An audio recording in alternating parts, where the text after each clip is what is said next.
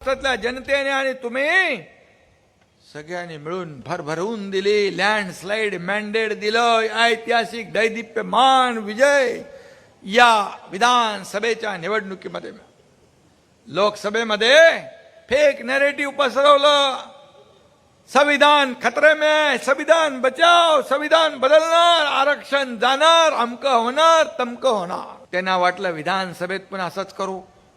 मुख्यमंत्री उपमुख्यमंत्री सगळी मंत्रिमंडळाचं वाटप केलं आणि म्हणाले याला जेलमध्ये टाकू, त्याला जेलमध्ये टाकू, एकनाथ शिंदेला टाकू, देवेंद्र फडणवीसांना टाकू, अमक्याला टाकू, तमक्याला टाकू, बर्फाच्या लादीवर झोपून मारू. एवढी हवा त्यांच्या डोक्यात गेली होती.